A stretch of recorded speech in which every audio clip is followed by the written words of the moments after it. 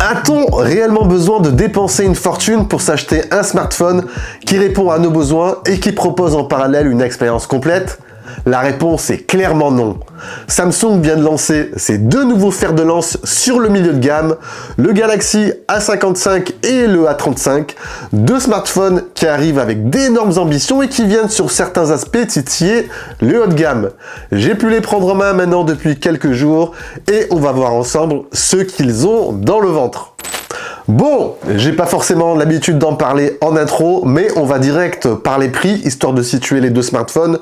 Le Galaxy A35 débarque en configuration de base 6 Go de RAM, 128 Go de stockage à 399 € et le A55 est 100 € plus cher, 499 € en config de base, 8 Go de RAM, 128 Go de stockage.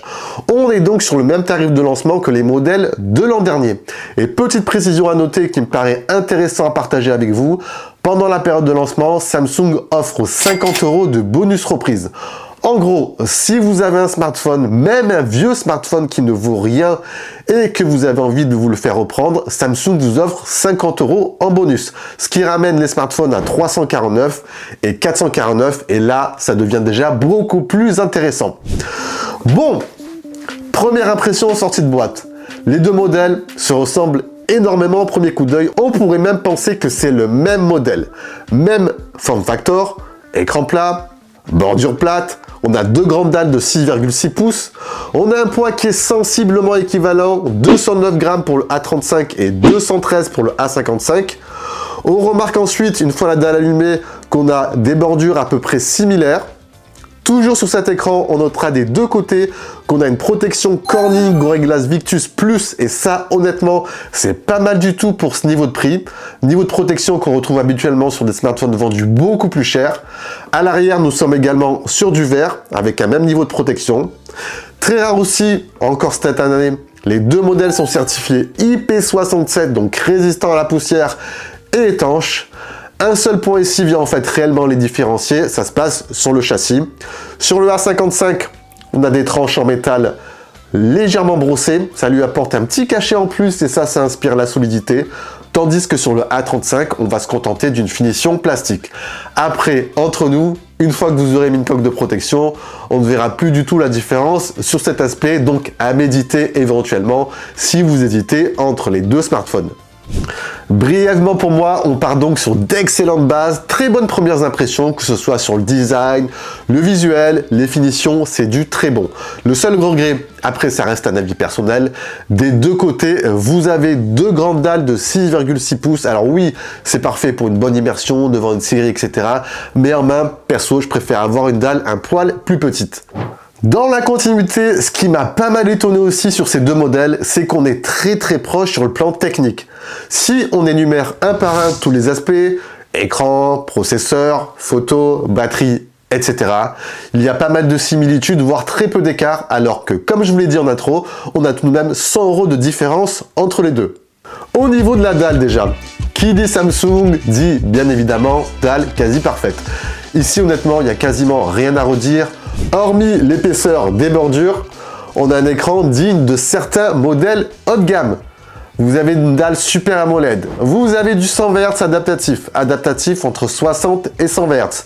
On n'est bien évidemment pas sur une dalle de type LTPO, ce type de dalle étant réservé à la gamme S, mais c'est tout de même pas mal. On a une luminosité qui peut grimper jusqu'à 1000 nits avec une nouvelle fonctionnalité Vision Booster qui permettra d'avoir notamment une très bonne lisibilité même en plein soleil et ça c'est vraiment pas mal. Bref, c'est du très bon, mais ce que je retiendrai encore une fois, c'est qu'on a deux écrans identiques. Oui, deux superbes écrans, mais lorsque je reviens au prix initial de chacun, Samsung aurait pu ajouter un petit plus sur ce A55. Au niveau de l'expérience utilisateur ensuite, navigation, fluidité, perf, jeu, photo, j'ai a priori pas ressenti d'énormes différences aussi entre ces deux modèles sur ces quelques jours où j'ai pu les prendre en main. J'ai installé mes applications réseaux sociaux, TikTok, Insta et compagnie, j'ai installé quelques jeux, Genshin Impact, Call of Duty, et ce qui en ressort, c'est qu'on a une expérience qui est dans l'ensemble très bonne, pas d'accro, c'est fluide. Ça répond extrêmement bien.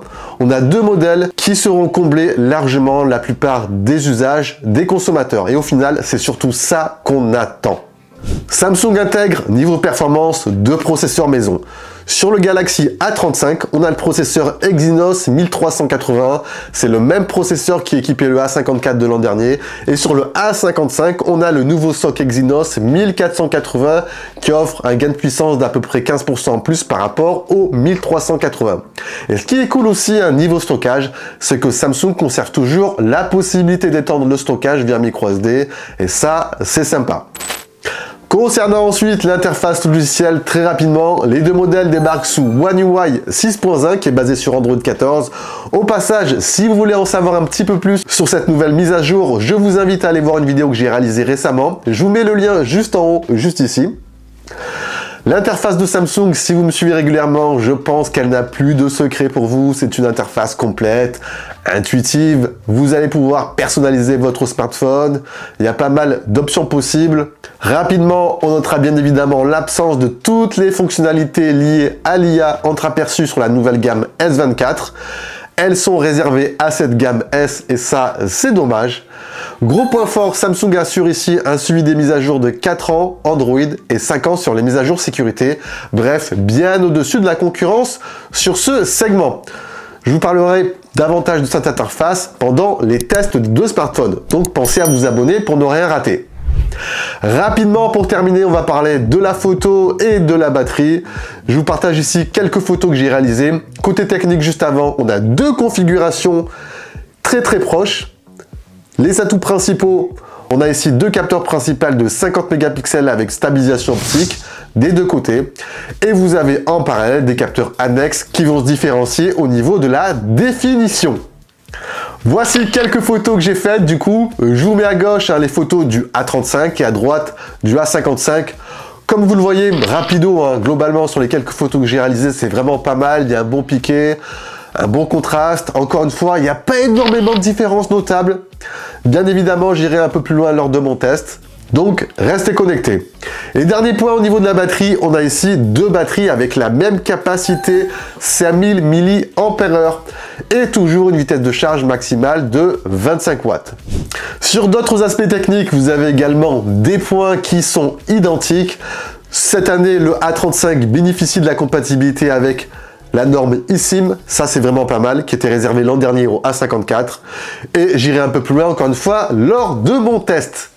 Qu'est-ce qu'il en ressort de ces premiers jours passés avec ces deux smartphones? Alors, je vous dirais qu'on a un Galaxy A35 qui se rapproche de plus en plus du A55, alors qu'il existe une différence de 100 € entre les deux qui n'est pas forcément justifiée à première vue pour moi. 2. Les qualités de finition, honnêtement, elles sont dignes, elles sont au top, elles sont dignes de certains smartphones haut de gamme, surtout pour le Galaxy A55. 3. L'expérience utilisateur à première vue, elle est aussi complète que l'an dernier, écran, interface, durée des mises à jour, photos et j'en passe. Et 4, on a un Galaxy A55 qui m'a un petit peu déçu, un poil déçu. Je m'attendais un tout petit peu plus de la part de Samsung sur ce modèle, surtout qu'encore une fois, il y a 100 € qui les différencient. Un petit plus sur la photo, comme pourquoi pas un téléobjectif en plus. Et au niveau des perfs, j'aurais aimé un petit peu plus de rapidité. Et voilà les amis, j'espère que cette vidéo première prise en main vous aura plu. Si vous avez apprécié comme d'habitude, le gros pouce bleu, on partage. Et sur ce, je vous dis bien sûr à la prochaine. Rendez-vous pour les tests. Allez, ciao ciao.